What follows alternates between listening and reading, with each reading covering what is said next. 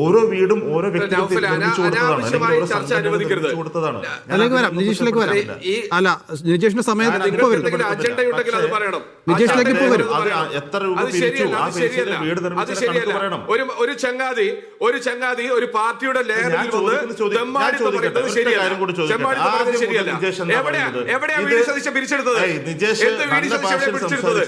നിങ്ങൾക്ക് ഈ വൈകുന്നേരത്തെ ചർച്ചയിൽ ഞാൻ ചോദിക്കട്ടെ, സിപിഎമ്മിന്റെ ജില്ലാ സെക്രട്ടറി വന്നിട്ട് ഈ ഒരു കാര്യം മറുപടി പറയാം. ഇത് പോലുമില്ലാത്ത ഓരോ ചങ്ങാതിമാരെ അല്ല നിജേഷ്, അങ്ങനെ സംസാരിക്കരുത്. അദ്ദേഹം നമ്മുടെ അതിഥിയാണ്. ഒരു മിനിറ്റ് രണ്ടുപേരും. നിജേഷ് ഷാനിബ് ഒരു മിനിറ്റ്. നമ്മുടെ അതിഥിയാണ് ഷാനിബ്. അതുകൊണ്ട് ഷാനിബിന് മേൽവിലാസമില്ല എന്നൊന്നും ആക്ഷേപിക്കാൻ പാടില്ല.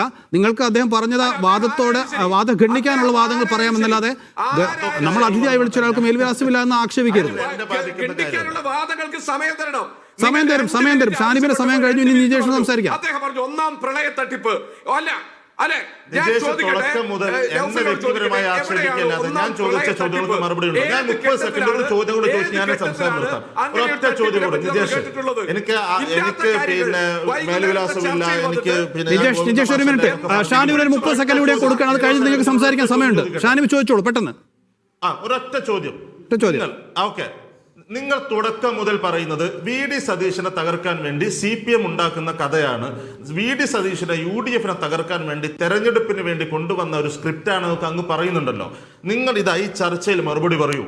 നിങ്ങൾ ഈ പറയുന്ന വിദേശത്ത് നിന്ന് പിരിച്ച പണം 500 പൗണ്ട് എന്ന് പറയുന്നതിന് തെളിവുണ്ട്. ബാക്കി പിരിച്ചതിനൊന്നും തെളിവില്ല. ആ പിരിച്ച പണം നിങ്ങൾ എവിടെ ചെലവഴിച്ചു, ആർക്ക് കൊടുത്തു, എന്തൊക്കെ ചെയ്തു? ചോദ്യം വ്യക്തമാണ്. നിജേഷ് മറുപടി പറയാം.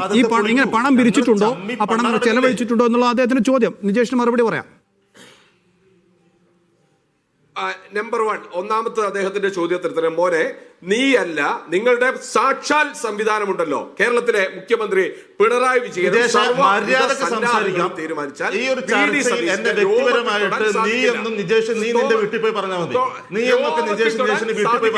അങ്ങനെ തന്നെ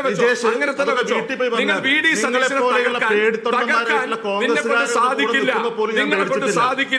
അവിടെ എഴുതി വെച്ചോ. അവിടെ എഴുതി വെച്ചോ. സംസാരിക്കണം. നിജേഷ് സംസാരിക്കട്ടെ പ്ലീസ്. കേട്ടോ, മര്യാദക്ക് സംസാരിച്ചോ. തുടക്കം മുതൽ നിങ്ങൾ വ്യക്തിപരമായിട്ട് എന്നെ പറഞ്ഞുകൊണ്ടിരിക്കുക.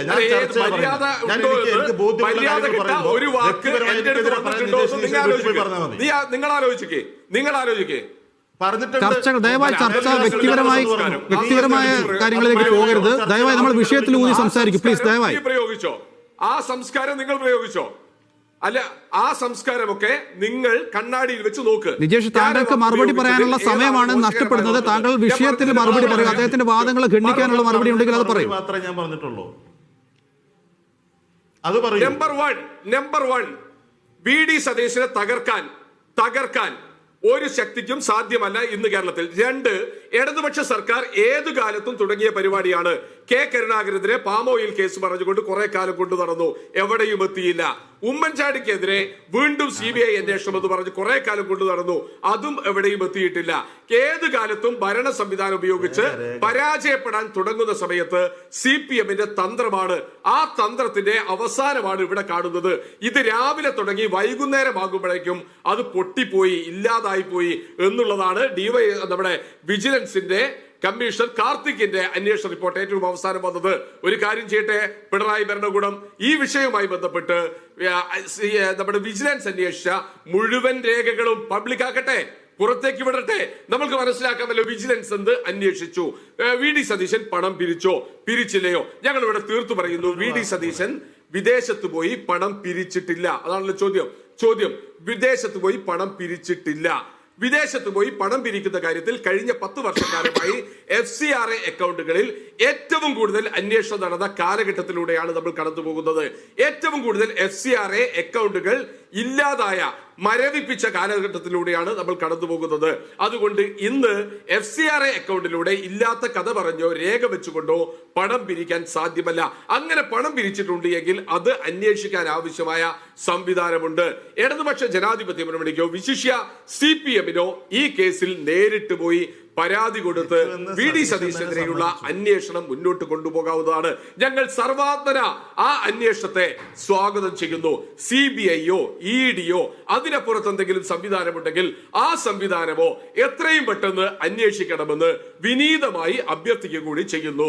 നട്ടലുള്ള പോലീസ് സംവിധാനമുണ്ട് എങ്കിൽ, ആത്മാഭിമാനമുള്ള പോലീസ് സംവിധാനമുണ്ട് എങ്കിൽ, കമ്മ്യൂണിസ്റ്റ് പാർട്ടി ഓഫ് ഇന്ത്യ മാർക്സിസ്റ്റിന്റെ പോലീസ് സംവിധാനത്തിൽ വിശ്വാസമുണ്ട് എങ്കിൽ വരാൻ പോകുന്ന 3 മാസം കൊണ്ട് ത്വരിതമായ ഒരു അന്വേഷണം നടത്തിക്കൊണ്ട് വി ഡി സതീശനെ എത്രയും പെട്ടെന്ന് നിങ്ങൾ അന്വേഷണത്തിൽ ഒരു FIR എങ്കിലും, മറ്റൊന്നും ഞാൻ പറയുന്നില്ല, FIR പോലും ഇടാൻ സാധിക്കാത്ത നിങ്ങൾക്ക് ഒരു FIR എങ്കിലും ഇടാനുള്ള ഒരു സാമാന്യ മര്യാദ ഉണ്ട് എങ്കിലും വളരെ നല്ലതാണ് എന്നും കൂടി അഭ്യർത്ഥിക്കുകയാണ്. ഷാനിബ്, 5 വർഷമായി FIR പോലും ഇടാൻ പറ്റാത്തൊരു കേസിൽ ഏത് അന്വേഷണത്തിന് തയ്യാറാണ് എന്ന് കോൺഗ്രസ് വ്യക്തമാക്കി കഴിഞ്ഞു. ഇനി എന്താണ് പരാതി?